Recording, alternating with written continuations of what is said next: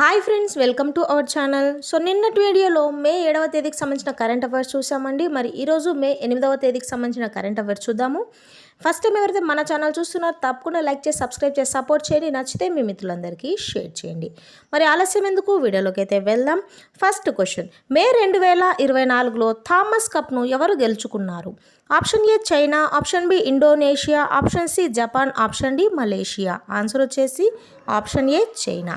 మే 2024లో థామస్ కప్ను చైనా వారు గెలుచుకున్నారు. మరి ఇందుకు సంబంధించి ఇంపార్టెంట్ పాయింట్స్ చూసుకున్నట్టయితే, థామస్ కప్ పురుషుల బ్యాడ్మింటన్ టోర్నమెంట్కి సంబంధించిన కప్పు, అలాగే ఉబెర్ కప్ వచ్చేసి మహిళల బ్యాడ్మింటన్ టోర్నమెంట్కి సంబంధించింది. హోస్ట్ వచ్చేసి చైనా, ఏప్రిల్ 27 నుంచి మే 5. థామస్ కప్ వచ్చేసి చైనా 11వ టైటిల్, ఉబెర్ కప్ చైనా 16వ టైటిల్. భారత్ ఒక్కసారి మాత్రమే గెలిచిందనమాట. అది కూడా ఎప్పుడంటే 2022లో. ప్రతి 2 సంవత్సరాలకు ఒకసారి అయితే జరుగుతుంది. ఇప్పుడు 2024లో జరిగింది కాబట్టి 2026లో మరి థామస్ కప్ అలాగే ఉబెర్ కప్ డెన్మార్క్లో జరగనున్నాయి. పనామా కొత్త అధ్యక్షుడిగా ఎవరు నియమితులయ్యారు? Mohammed Mustafa, B Peter Pellegrini, C Prabowo Subianto, option D Jose Raul Mulino. Answer వచ్చేసి option D Jose Raul Mulino. Panama కొత్త అధ్యక్షుడిగా జోస్రాల్ ములినో నియమితులయ్యారు. మరి వీరికి సంబంధించిన ఇంపార్టెంట్ పాయింట్స్ చూసుకున్నట్టయితే, పనామా దేశం రాజధాని వచ్చేసి Panama city, currency Balboa, United states dollar. Panama అనేది లాటిన్ అమెరికాలోని మధ్య అమెరికా యొక్క దక్షిణ చివరలో దక్షిణ అమెరికా సరిహద్దులో ఉన్న ఒక దేశం. నెక్స్ట్ క్వశ్చన్, T20 ప్రపంచ పురుషుల కప్ 2024 కోసం ఐసీసీ ఏ భారతీయుడిని మ్యాచ్ రిఫరీగా నియమించింది? Option A Javagal Srinath, option B Nitin Menon, option C Jayaraman Madan Gopal, option D పైన ఉన్నవన్నీ. ఆన్సర్ వచ్చేసి option A Javagal Srinath. T20 ప్రపంచ పురుషుల కప్ 2024 కోసం ఐసీసీ జావగల్ శ్రీనాథ్ అనే భారతీయుడిని మ్యాచ్ రెఫరీగా నియమించింది. ఇండియన్ సూపర్ లీగ్ 2023-24 ఫుట్బాల్ టైటిల్ను ఎవరు గెలుచుకున్నారు? ఆప్షన్ ఏ ముంబై నగరం, option B Kerala Blasters, option C Bengaluru FC, option D Pune Paltan. Answer వచ్చేసి ఆప్షన్ ఏ ముంబై నగరం.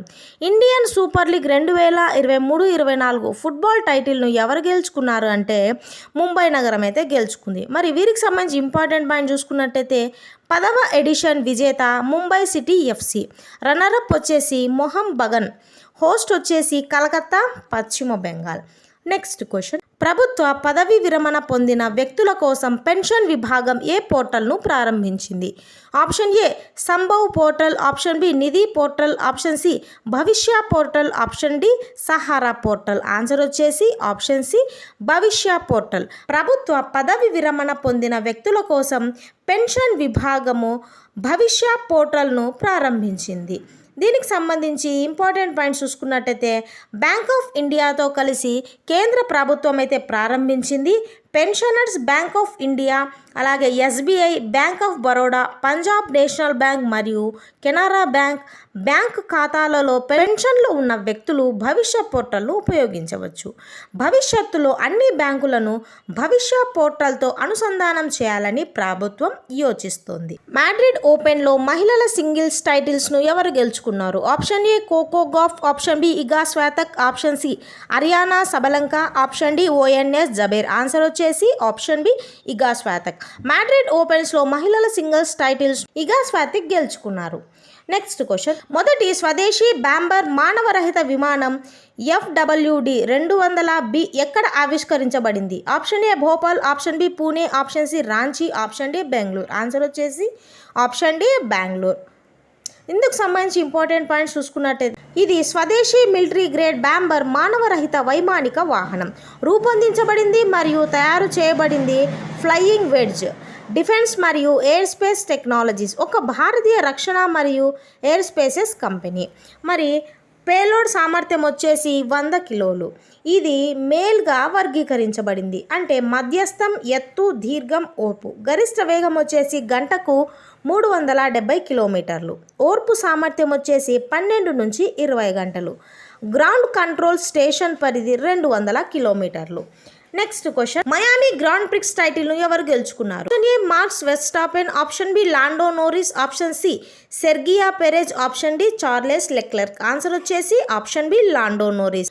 ఇటీవల హెచ్డిఎఫ్సి బ్యాంక్ చైర్మన్ గా ఎవరు తిరిగి నియమితులయ్యారు? Option A Dinesh Kumar Khara, option B Atanu Chakraborty, option C Nalin Negi, option D Neal Mohan. Answer వచ్చేసి ఆప్షన్ బి అటాను చక్రవర్తి.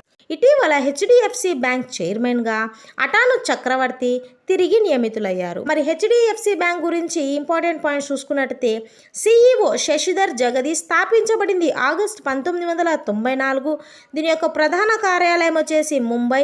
మే 5, 2024 నుంచి మే 4, 2027 వరకు అంటే 3 సంవత్సరాల కాలానికి హెచ్డిఎఫ్సి బ్యాంక్ పార్ట్ టైం చైర్మన్గా అటాను చక్రవర్తిని తిరిగి నియమించడాన్ని ఆర్బీఐ ఆమోదించింది. సో ఇదండి ఇవాల్టి వీడియోతో. నెక్స్ట్ వీడియోలో మే 9వ తారీఖు సంబంధించిన కరెంట్ అఫైర్స్ గురించి అయితే తెలుసుకుందాము.